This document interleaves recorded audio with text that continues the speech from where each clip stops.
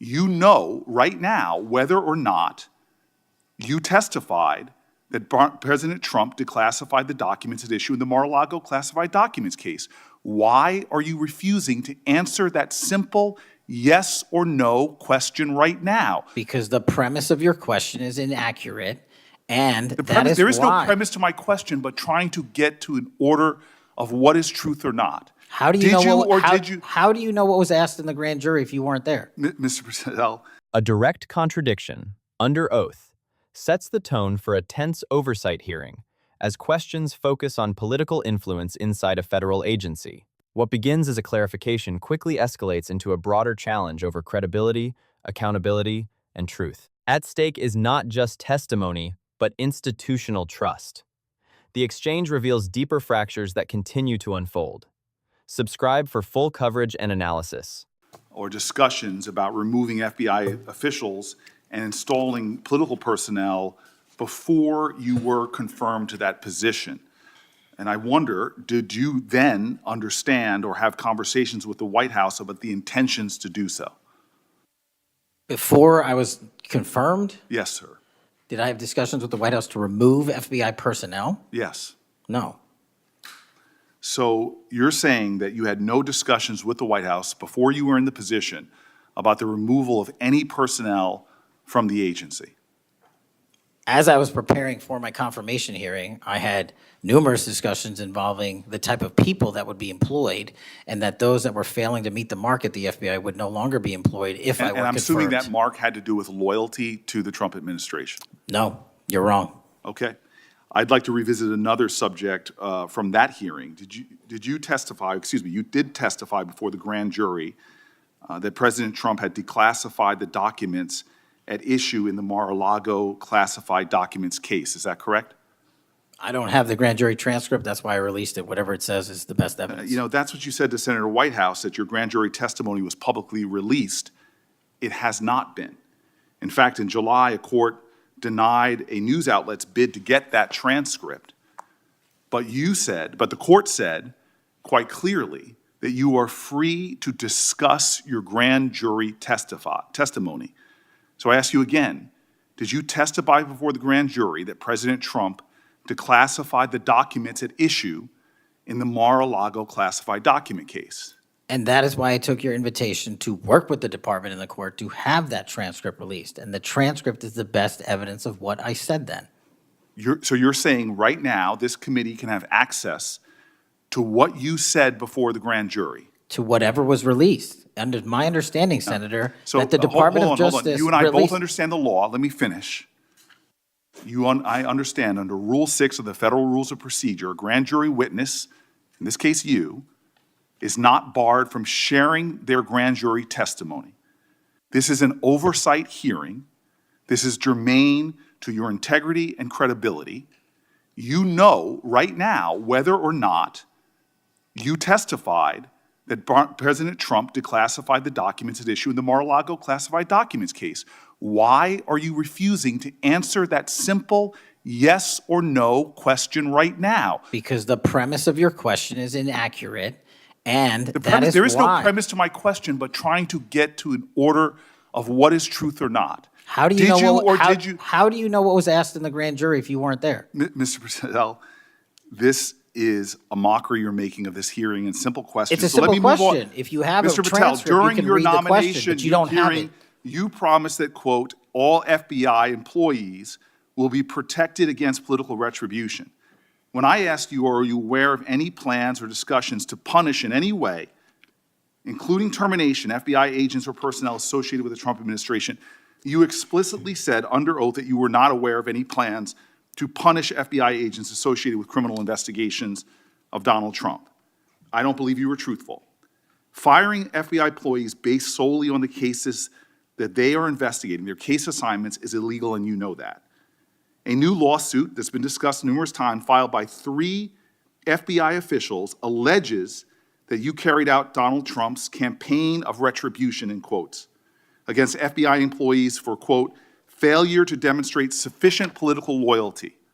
One of those plaintiffs has been discussed today, Brian Driscoll. Now, we know 20 years of distinguished service to the FBI before you terminated him. special agent in charge of FBI's Newark field office, where he operated with distinction, Medal of Valor winner, Shield of Bravery awards. He's a patriot. You terminated Driscoll via a letter dated October 8th, 2025, and in that letter you said that you were firing him pursuant to Article 2 of the Constitution. Well, you're not the President of the United States, and so I'm wondering under what authority you were allowed to terminate him. That matter is under litigation, and I'm not able to discuss it. Okay, well, discuss this. Did you have discussions with Stephen Miller about firing this particular person or about his continuance in the FBI? Not that I recall. How often do you speak to Stephen Miller? Frequently on our Homeland Security task forces. You frequently talk with Stephen Miller about subjects other than Homeland Security Task Force issues, correct? I frequently talk to Mr. Miller about Homeland Security task forces. Has Stephen Miller ever given you his opinions on how to run your agency? Mr. Miller's interagency operations are invaluable to the FBI. That's what we talk about. So you frequently discuss your job and your responsibilities with Stephen Miller and Pam Bondi, I imagine, as well. Absolutely. She's the Attorney General. Understood. Okay. Donald Trump promised to make us all safer.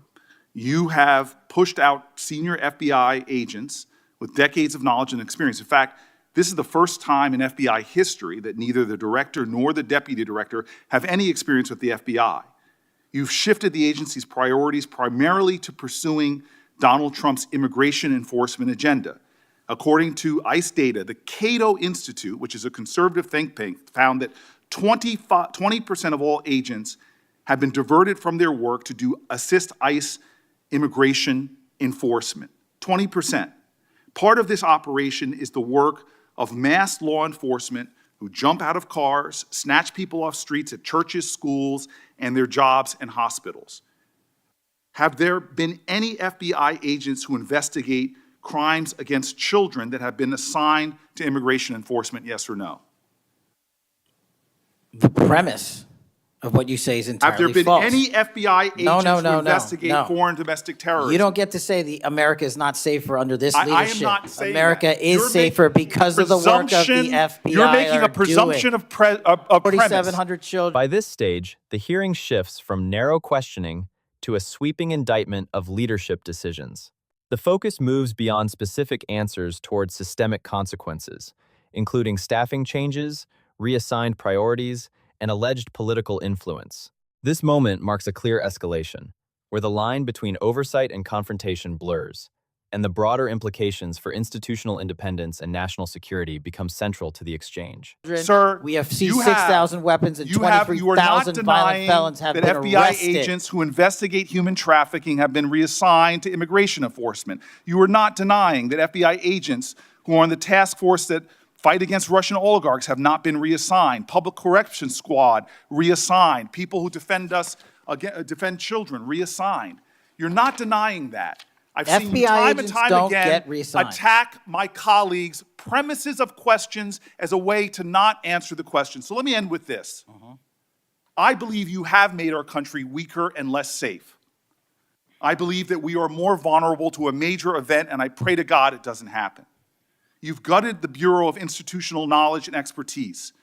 You fired or pushed out seasoned FBI officials, many with more than 20 years of experience, and were working on cases that were critical.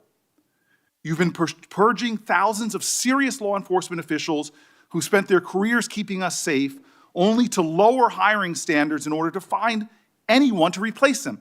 And shockingly, you admitted in this hearing to Senator Coons that it would take 14 years to fill the vacancies at your agency. Many are the result of your purge. 20% of FBI agents are doing low-level immigration enforcement instead of their mission-critical work. You've disbanded entire task forces that stop election interference, foreign influence, public corruption.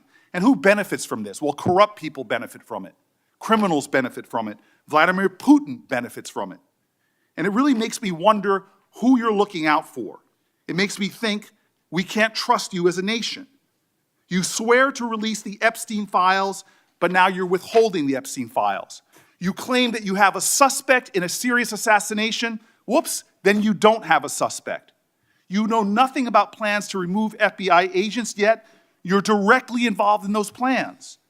In the words of an ex-FBI official, you are overseeing, and I quote, generational destruction of the nation's premier law enforcement agency.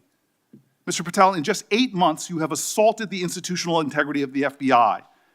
But I know FBI field agents. I've worked with them in Newark.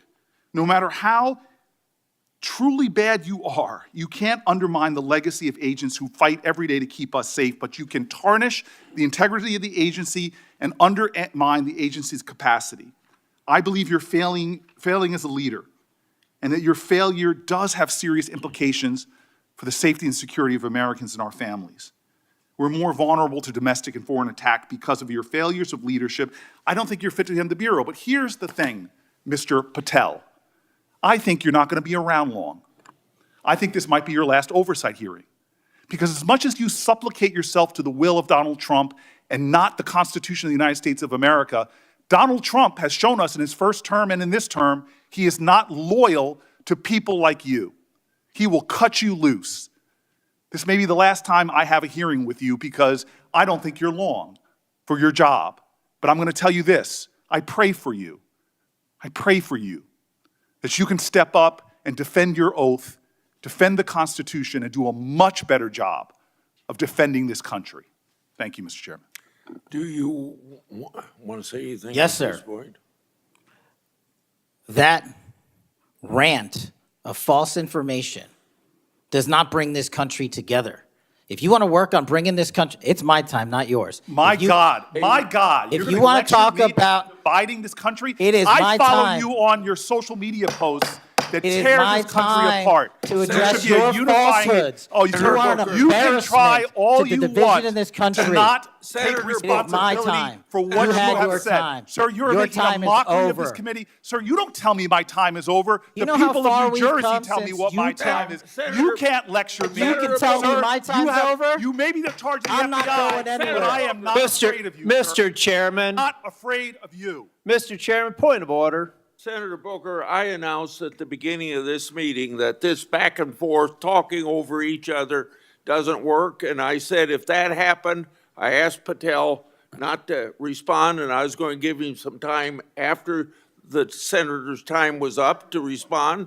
And he has the privilege to do that uninterrupted. Mr. So Chairman, one point of Go order. ahead, Mr. I've Patel. watched him talk over us, and you've never once criticized him for us not even being able to If- get our questions out. Well, He has been rude and disrespectful to senator after senator. And when the senators were not giving him a chance to answer, I didn't stop the senator either. Go ahead, Senator. Thank you, Mr. Chairman. If the FBI, under my 7-month leadership, were failing this administration in this country, why do we have 23,000 violent felons arrested this year alone? A double increase from that time last year. Why is it that we have seized 6,000 weapons? Why have we found 1,500 child predators and arrested them? Why have we 300 human traffickers in jail? Why have we found and identified 4,700 children? Why have we seized 1,600 kilograms of fentanyl, enough to kill a third of the American public, a 25% increase alone from last year? 88,000 kilograms of cocaine seized, 7,000 kilograms of meth seized, and that's just on our criminal operations in summer heat. How is it possible that we are taking 8 kilograms off the streets of the cities in New Jersey and preventing the deaths of 607,000 people this year alone, a failure of the FBI and my leadership? How is it that we have counterintelligence arrests already this year exceeding the numbers from the entirety of last year? 33% increase in PRC, 83% in Russia, 60% in the CI space as it relates to Iran, and we haven't even talked about CT, the southern border, the northern border. Before Senator Cruz, I kind of feel like a broken record today. All this interest in FBI termination, yet my colleagues showed no intent or interest in when my whistleblowers suffered retaliation over the past years, particularly the past 4 years. Indeed, one whistleblower has alleged that Brian Driscoll's insubordination, whether an agent is on a hot button case or not, they ought to be held accountable for misconduct and weaponization. Senator Cruz. What began as a series of procedural questions evolved into a wide-ranging examination of leadership, authority, and institutional direction. Throughout the exchange, two competing narratives emerged, one centered on measurable enforcement outcomes, citing arrests, seizures, and operational metrics as evidence of effectiveness. The other focused on structural concerns, including personnel decisions, mission priorities, and the potential erosion of institutional norms. At the core of this confrontation is a fundamental tension between legal authority and perceived political influence. While leadership actions may fall within formal powers, the broader question raised is whether those actions align with long-standing principles of independence and impartial enforcement. This distinction becomes especially significant in an oversight setting, where credibility and transparency are essential. The discussion also highlights how policy direction can reshape operational focus. Reassignments, shifting priorities, and internal restructuring may produce immediate results, but they also carry long-term implications for expertise, continuity, and institutional capacity. These are not isolated decisions. They define the trajectory of the agency itself. Ultimately, the exchange reflects a deeper national conversation about accountability, governance, and the balance of power within key institutions. Oversight hearings like this serve as a critical forum where those tensions are not only exposed, but examined in real time. Subscribe for continued in-depth analysis and full contextual breakdowns.